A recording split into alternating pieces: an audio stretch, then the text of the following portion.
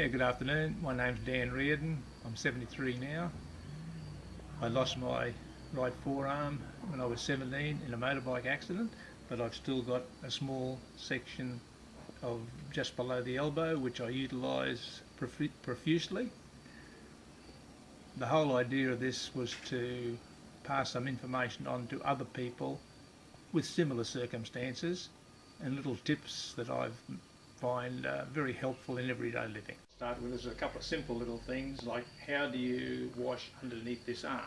Well, what I do is I kneel down in the tub and I put the soap all over the top of my knee and down in behind me knee with water, and then I lean over and I put my armpit onto my knee and give it a good scrub and a wash.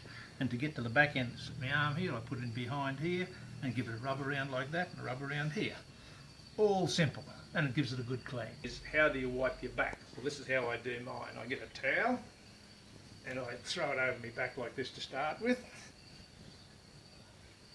And I get one corner of it, roll it up a little bit so you don't tear it, put it into my mouth, grab it over here, like this, and there you go.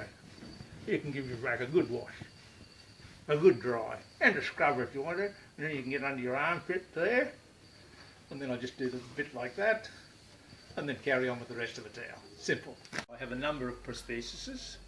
This one is a bit of a longer one, and I use this for doing yoga and Pilates. And as an example, we can take it up, we can go down to here on the ground, do a downward dog, and I can lean on there. Then from there I can go down into a plank, I can go up again, go into one like that, back bend like that, right up into downward dog, and it works very well. It's as good as a hand. We can come back up. Simple as that.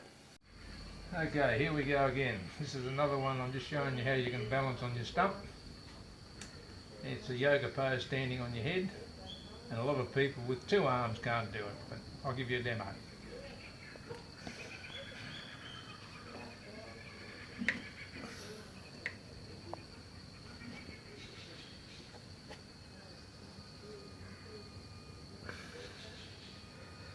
As simple as that. You could do a bit of this all up there, hips a good stretch. Okay, here's another small attachment that I have. I modified the end of this. It used to be the curved one with the rubber inside. I've straightened that out, and I use that if I want to drive nails. As an example, I can put a nail in there and get the hammer and go bang, bang, bang, bang.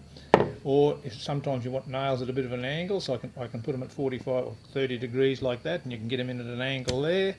Or you can put them over this way and put them in that way. So that's another handy little gadget as well. I also use this here.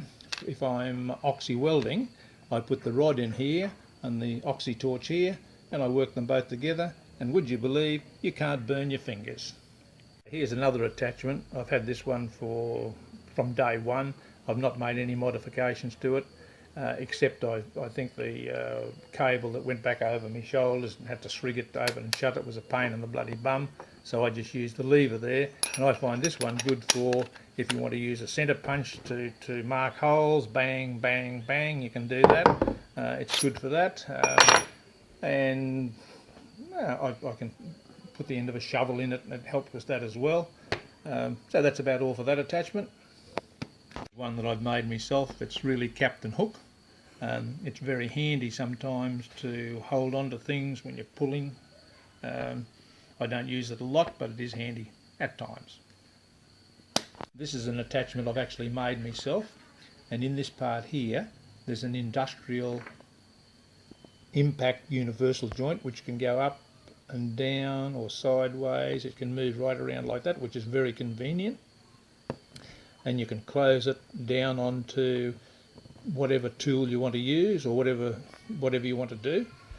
And just for your general information, I've also got a unrestricted private pilot's license with an aerobatic endorsement, and I use this attachment to work the control column wherever I need it to go. I've also got a unlimited motorcycle license, and I clamp this onto the throttle, and you can work the throttle as you would a hand, and I use it for whippersnipping. Here we go on a 1986 Motor Guzzi 1100 Cruiser, and just showing you how the attachment works on the throttle. It's got a little wrist unit in it, as I said before, and you can push the throttle down like that, flat out, or bring it back to idle, or wherever you want in the meantime. We've had tons of fun on this over the last 15 years. Did a big trip not so long ago from Cairns, Brisbane, Sydney, Adelaide, Melbourne, Adelaide, and the Barossa Valley and home. And if you have a look on the back of the bike, it's got a nice big sissy bar that I put on for Gail. She does calisthenics on it as we go. So there you go, there's another thing you can do. A classic example of it hooked up to the whippersnipper, and you can see that you can use it as you would two hands. It works very well. You can lift it up, you can lift it down, and so on. Pretty simple. Well, that's about it. I hope that you get some joy out of the attachments and help you do a few of the things that I've done over the years. It really hasn't stopped me. I've had the best life.